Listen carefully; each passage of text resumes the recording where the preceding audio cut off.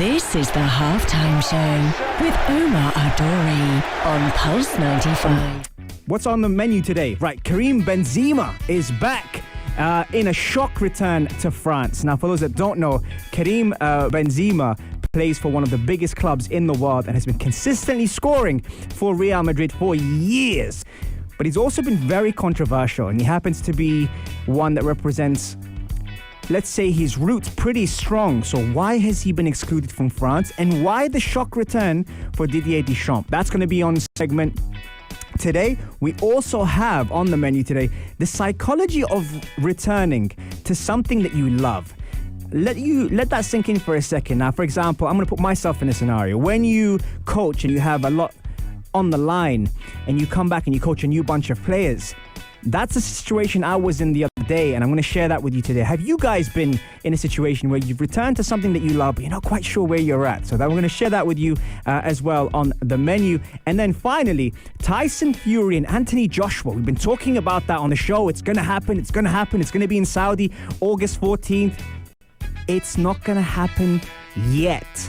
Why? Because there's a certain Deontay Wilder who's taken it to the court. So we're discussing that as well on the only place to be at 3, the halftime show on Pulse 95. This is the halftime show with Omar Adori on Pulse 95. It sure is that time. It's the halftime show with Omar Adori. I'm your host. I'm everything sport, international and local. Shout out to everyone who is tuned in. Thank you very much as well, man, for all the love I'm getting at the studio. If you were with us in the top of the hour. You know when you drop the mic? I literally dropped the mic in my hand, and thanks to Ray as well, as always, for being fantastic. Came in and saved the day. The mic dropped in my hand while we were starting the top of the hour. But hey, we're here now. We're making it happen. Shout out to everyone who's tuned in on Instagram Live, man. Saturday's a popping day.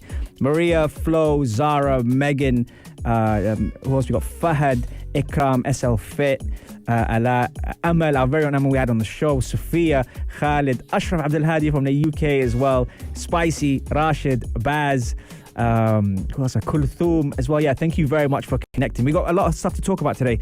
So as you know, if you tuned in on the show, you would have realized that we were talking about finally the Tyson Fury, Anthony Joshua fight gonna happen. Everyone was so gassed, everyone was so excited, and it was like, yeah, we're gonna see this. And it even told us that the dates had been announced. So we were all like, okay, great. You know, we finally get to see the best of the best face each other in their prime. No. Moments later. That's not going to happen at all. Why? Because a certain Deontay Wilder has something to say about that. Now, Tyson Fury and Deontay Wilder have verbally committed to a third fight. ESPN reported that on Thursday night. But days after an arbitration ruling halted fight talks between Fury and Joshua, now, all of a sudden, that's been put on the back burner. And it's kind of messed up everything in the sense of we were going to have a fight round the corner. Now, we say around the corner. August is still a way away. But these guys are in camps. They're getting ready to go. This is no joke. This is the best of the best fighting, you know, against each other. And now it's not going to happen. Why? Because Deontay Wilder was promised a third fight. They've already booked the venue July 24th at the Allegiant Stadium in Las Vegas. Bob Arum revealed that to ESPN, that Top Rank had already booked that. But now what happens to AJ? Because AJ was getting ready for AJ was getting ready for Tyson Fury. So this was about to happen. And especially with all the politics behind boxing, one person's at ESPN, one person's at The Zone, all this was going to happen. Now it's not going to happen. Why? Because there was a third fight on the cards for Deontay Wilder and Tyson Fury. Now, for those that don't know what happened, Tyson Fury and Deontay Wilder fought the first time and it was a draw. How? I have no idea. But it was a famous get-up from Fury after Deontay Wilder knocked him down, which kept the fight going. So that was fight number 1. Fight number 2, masterclass, boxing science at its best, technical boxing by Tyson Fury, and he beat Deontay Wilder, knocked him out, done. That was second fight. People thought, you know what, the first one should have been to Fury, the second one was definitely to Fury. It's done. No, it's not. Because of the contract, Wilder now wants the third fight. Now, the problem with this is, we've got to ask, what does Wilder want? Why is it that Deontay Wilder is so fixated on getting that third fight now? Because obviously stocks are high when you're winning. Tyson Fury and Anthony Joshua are at the top of their ranks at the moment. Deontay Wilder wants that fight. If Deontay Wilder ruins plans for Tyson Fury, that affects all the gold that's going to be distributed between Fury and Joshua. Saying that, July, that's a couple of months away. They've already booked the venue, so something's going to have to happen there. But does Wilder want the belt? Does he want money? Does he just want Fury? And if so, can we work around it? Can we actually say, you know what, here's the belt. You can have that. We'll give you the belt now. And then once you have the belt, I'm going to fight Joshua. Well, not me personally. It'd knock me out. I'm going to fight Joshua on August the 14th. And then I'll come back for you afterwards for the belt and fight you after that. But it's not as simple as that because the venue has been booked. So this is kind of thrown boxing out there, but they said everything should be clear within the next few days. We've been talking about it on the show here. So could he give up the WBC belt to Wilder, then back to face him after August once Joshua, because that's the unification fight, right? Everyone's talking about who's going to get all the belts, who's going to collect all the gold. So it really throws things off. What do you think of the situation? 4215, Ittasalat Udu. Send me a text or slide into my DMs as Fahad is doing already. I think he had a request in the contract that if Wilder loses, he gets his immediate rematch. I believe so too, but I also think just like normally with boxing contracts, so for example, Anthony Joshua versus Tyson Fury is a 2-fight contract, which means they get to fight each other twice. I think that after the first fight, because it was a draw, it threw a lot of people off. So then they added 2 more actual fights to the Deontay Wilder Tyson Fury fight. And that's where the complication is. But you know what I'm really worried about? I'm worried about, we used to have this with Mayweather and Pacquiao. There was all these delays and technicalities and politics and which promotion is going to go forward. And we never got Mayweather-Pacquiao in their prime. I'm sure, Ray, you're going to agree with me on this one.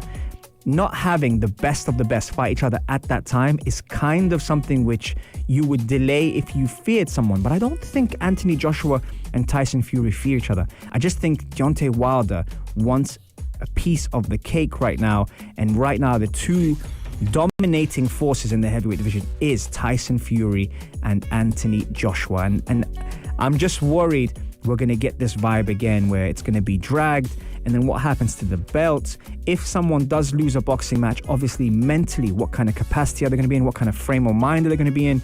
It's a whole different ballgame when you come off a loss to when you come off a win, and they both come off wins. So now is the time to face each other. But what do you guys think? Let me know on 4215 Ittasalat or slide into my DMs at Omar Dur on Instagram. And if Fury did face Wilder, then is there anything else but a Fury win? And if Fury faces Joshua, who's going to win on that? Here's some Mike Lowry, brand new. Enjoy this, and we'll be right back after the break. This is the Halftime Show with Omar Adori on Pulse 95. Yes, welcome back to the Halftime Show. The Omar Adori Angie's on fire today in the studio in the heart of Sharjah on Pulse 95 Radio. Talking a lot of good stuff today. We start off with boxing. Oh man, boxing. Speaking about boxing, what's up, Sarah? I see you here on Instagram Live. Tyson Fury versus Anthony Joshua on hold. Why? Why, Deontay Wilder, do you want to get smashed again? Yeah, that's good. We were supposed to fight in Saudi August 14th. That's not going to happen because there's been a fight booked for July 24th in Las Vegas for Deontay Wilder and Tyson Fury. So that's going to be on hold now.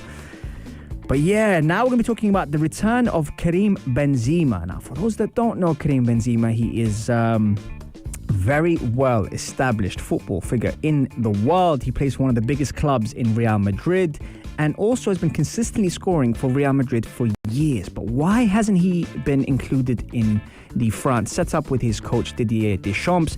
A lot of people are saying that, you know, it's been too long, but all of a sudden now he has been called up. Now, what has happened for him not to be called up in the last couple of years? There was a court issue with a teammate from the national team called Valbuena. A lot of controversy behind some videos, etc.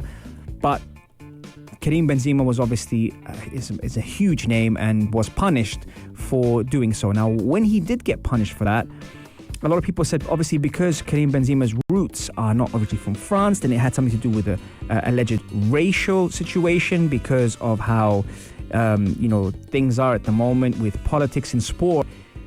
And Karim Benzema came out and voiced that regarding the France manager, ex-World Cup winner Didier Deschamps, and said it's a racist thing.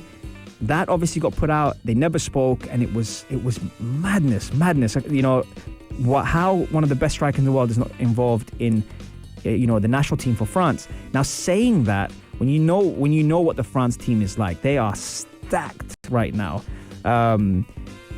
It's crazy to see that France have so much quality. I mean, Mbappe is their striker at the moment, can play off the front three as well. So that is probably saying it's really messy at the moment not to have, Karim Benzema back in there, because he offers a lot. Now, they did meet and they spoke after 5 years of silence, or 5.5 years of silence.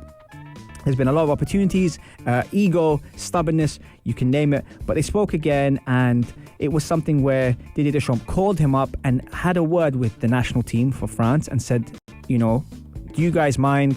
Will this be a problem? They said no, it shouldn't be. And all of a sudden he's back. Now, they used to be very close apparently, and this is where it's quite surprising, because taking over from Laurent Blanc after France's disappointing quarterfinal exit in Euro 2012, Deschamps built his first 3 years at the helm around the enigmatic striker. But after Benzema's last cap, which was in October 2015, how long ago was that for us to be thinking, all right, you know what, let's bring you back in the fold now? Now, the way I see it is that because Deschamps looks at the Euros and thinks we have to win this and we have a lot of competition? And if so, who is his competition? What is happening in there? This is why it makes me think about the psychology of when you're a coach, when you're a manager, and you have your players with you. And you see someone like Karim Benzema, who normally seems quite quiet as a player and more leads by example, but he has lived a lavish lifestyle away from football. And should that affect his call up to France? And why has it been, that long since 2015 that he hasn't been called up? So I look at that and I think, what's with that? And I saw what Deschamps said. Deschamps said, everyone can make mistakes. I already have a difficult relationship with some players, but this shirt is above everything else. I took the time to think, to analyze my feelings. My job is not to surprise. I never said that Karim was not eligible for France. We can't go back in time. The most important is that we saw each other. I needed it and he did too. See, that in itself, when you're coaching or when you're at a level, like a high level like these guys are, there's a lot of ego involved. Deschamps was a captain himself. He knows what it's like to be in the dressing room.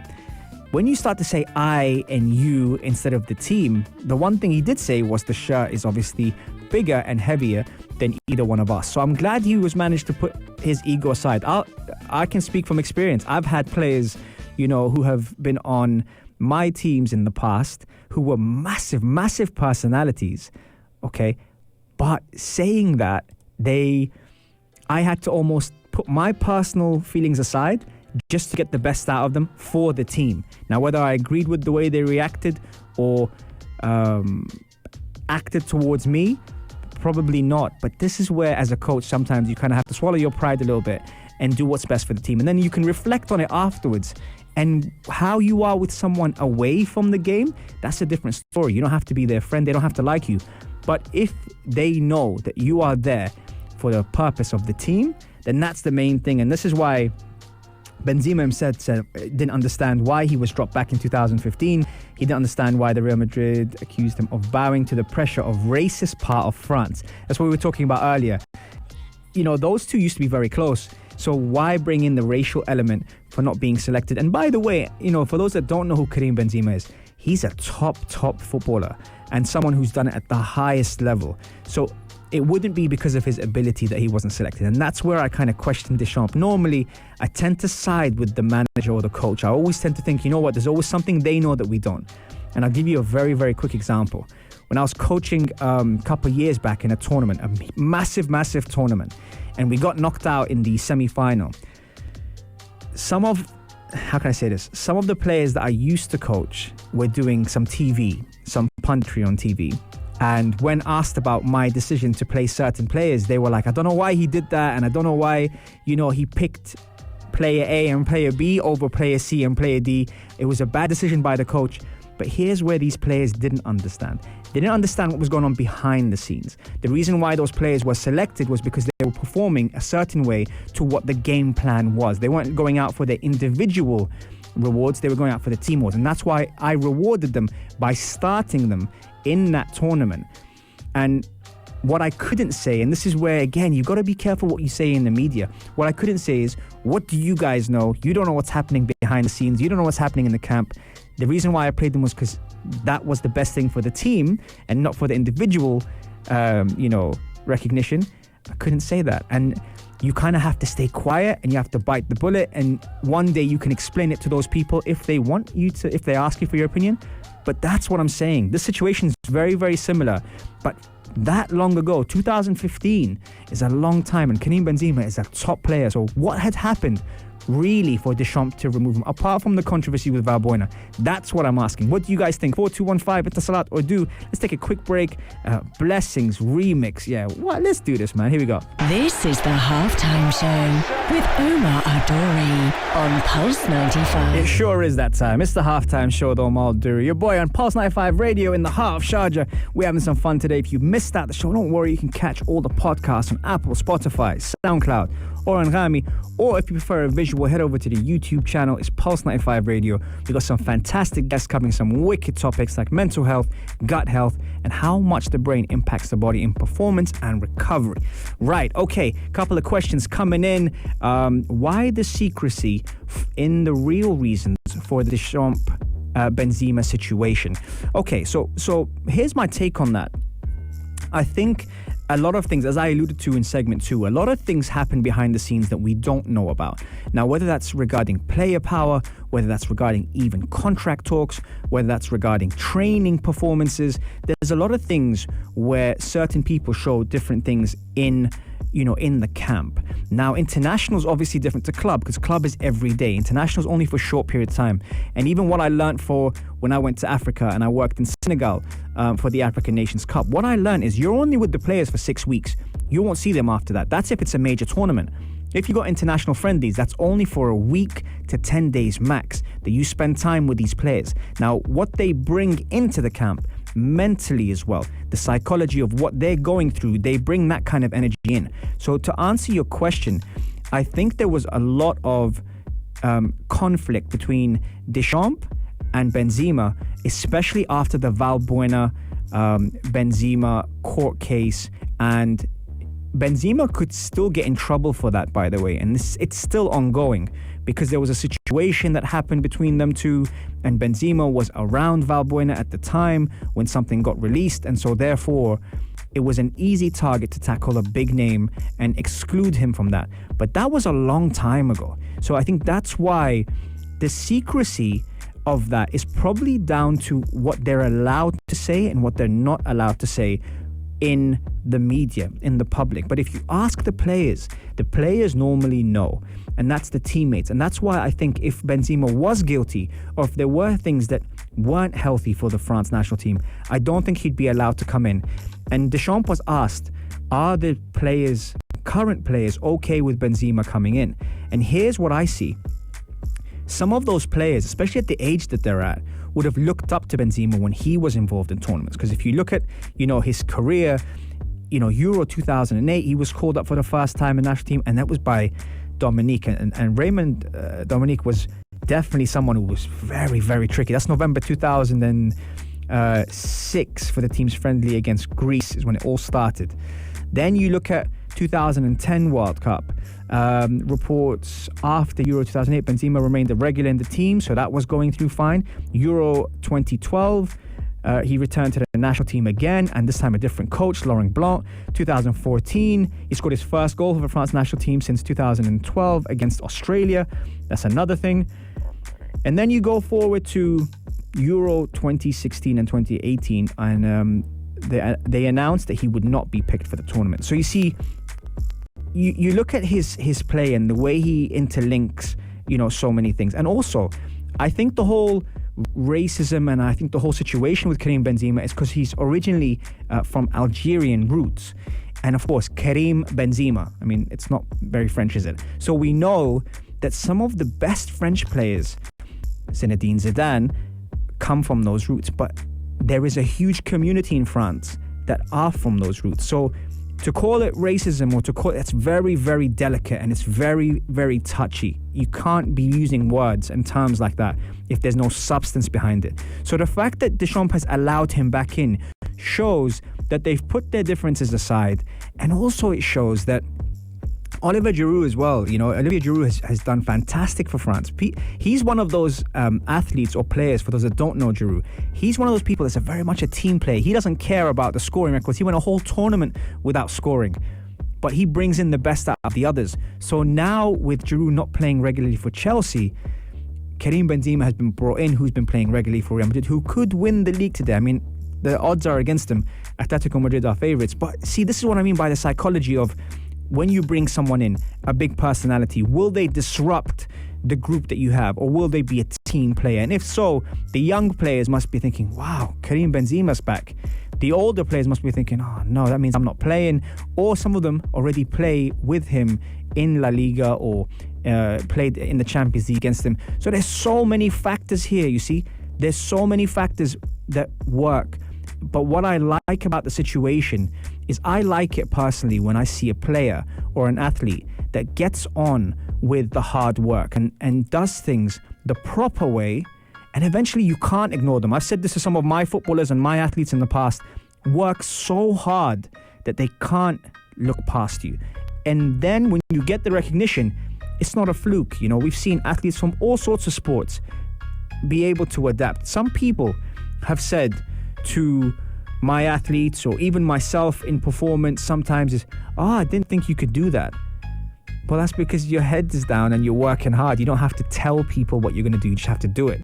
And that's what I like and respect. So I think with Karim Benzema, to be very fair to him, he's really worked hard on being among the elite of the elite when it comes to strikers, and that's why he's getting the recognition. And even someone like Didier Deschamps, even the controversy behind the situation with the court case and everything, has still given him the call-up that he requires. But what do you guys think? Is it a good move from Deschamps to bring back Karim Benzema, or is it something that, we'd say is a big risk? Calculated risk is what they're saying on here. We'll be right back after the break. Here's some Burna Boy, and enjoy, folks. I'll be right back after this. This is the Halftime Show with Omar Adori on Pulse 95. It sure is that time. It's the Halftime Show with Omar Adori. Thank you very much for tuning in today on Pulse 95 Radio. Yes, in the heart of Sharjah.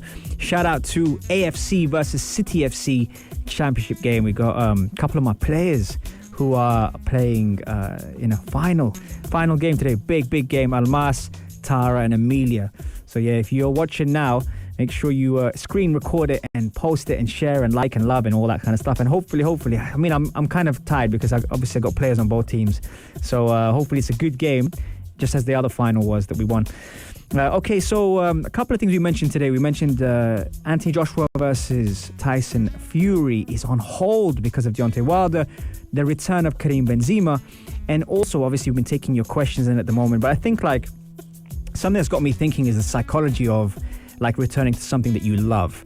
Now, obviously, I'd mentioned on the show that I'm getting back into coaching. It's something that I want to do, I want to practice. But what was interesting last Thursday is I actually got back on the pitch and started to work with new players. But why this was special was because it's a fresh batch of players, very talented ones as well. For me, it's more about development than just results. Not really interested in that. Obviously, we all want to win, but looking at what we can bring out of the players that I have, and also trying to put a puzzle together. The players that I have, they're not people that obviously have worked with me before. Some of them have, some of them haven't. But it's also the characters, the personalities. They're very talented female footballers and footballers in general. So I always say, but it's a female team. And for me, it's more about the accountability factor, what I can bring out of them. Sometimes freezing play, sometimes bringing things into practice, but more about them. And it struck me because even I was thinking about it. I was thinking, how are they feeling right now? They've got their own coaches. They've got 100 coaches across, the whole of the UAE. They've got another guy here now talking to them. What's their perception? We say we don't judge first impressions, but we actually do. We get an idea of who we're working with. For me, it was more about implementing some of the things that I wanted, but also sometimes being okay to let things go. When players are standing, for example, their body language, when sometimes it's not as high intensity as it normally is because they have games or training sessions coming up or recovery days. So it's all that stuff that I think that my assessor taught me is look at the psychology of the players, look at how they react, look at how they respond. Do they take the information in? Do they absorb what you're saying? How do they respond to being criticized? How do they respond to development? How do they respond to you actually calling them out? And here's the thing, when players, and I've been a player obviously before, but when a player actually starts to realize that this coach is going to put their everything on the line for me, they don't tend to take things negatively. Now, we all respond in different ways, our personalities, our characters. That's the beautiful thing about the game. And you get to work with different cultures and backgrounds and all sorts of great stuff. But I was watching these players, different ages as well, and different experiences, and just the way they were adapting. Even shout out to Khalid as well, who was my goalkeeper that day, helping me out. It was very interesting to see what we can do, and also it just gives you more ideas. The brain is ticking in overdrive of what you can put together, for this group of players. And I'm thinking of this as a much bigger thing. Even Maria said to me yesterday, she's like, I think you're really thinking about this, because we were sitting down, we were talking, and all of a sudden I've gone to the board and I've put this, if this person comes in there, then that person can play there, maybe I can play this person. And she's looking at me thinking, this guy's crazy. This guy is nuts. But that's the thing, when you love something, and this doesn't just apply to football, it can apply to whatever you love doing. When you love something, you spend that time on it, behind the scenes, and people only see the forefront of it. They only see the last part and go, not bad. But there's a lot of thought behind it. And for me, someone who studies behavior and psychology of athletes, it was very cool, very interesting to be able to see that. Shout out to a very own athlete, Waleed, also someone who's a national team champion beach footballer as well. Fantastic. I've had him on the show before. He's here, which is really, really good. But yeah, so have you guys returned to something that you love after taking time out? And if so, how were you feeling? Were you nervous? Were you anxious? Were you excited? I'm kind of interested in finding out from you guys what you think and how that went. Because I went back to the football pitch. I wasn't necessarily nervous. I was more just, I wanted to start. I was looking forward to it the whole day. I've had clients all day and doing all sorts of things, appointments, meetings, family. But once you get on the pitch again, I think, even a good friend of mine, Inji, she came down, and bless her, she's expecting a new baby, and I didn't even get a chance to talk to her because, her, Fahad and Murad came to watch the session. And I was so fixated on what we were doing that I didn't even get a chance to spend time with her. And the person comes out after the coach later, and you think, oh man, I didn't spend any time with her. But this is what I mean. When you go back to something, that you haven't done for a while that you love, you get lost in it. And I think a lot of people use sport as a form of escapism, and that's the beautiful thing about sport. Sport is more than just what you see on TV. There's people playing it in the playgrounds, on the streets, in the garden, all over the world, and it gives you this feeling. And that's why I wanted to share that with you guys today and see, have you gone back to something you haven't done for a while, and how did it feel? We are reaching full time on the halftime show. I hope you've enjoyed it as much as I have. We are wrapping up for the day. Enjoy your Saturday, folks, and I'll be back. Remember, every Monday, Wednesday, Saturday, 3 to 4 UAE time, and also the YouTube will be out later. So shout out to Super Mario and Gabby, who always put that content out there for you on YouTube. Make sure you share, like, and subscribe, and I'll see you guys very soon. Be good, guys. Love, love, love. All the best. Peace and love. Blessings. I'm out. If you liked this episode of The Halftime Show, drop a like and subscribe. 95. Be sure to follow us on Instagram for all our daily updates and top stories.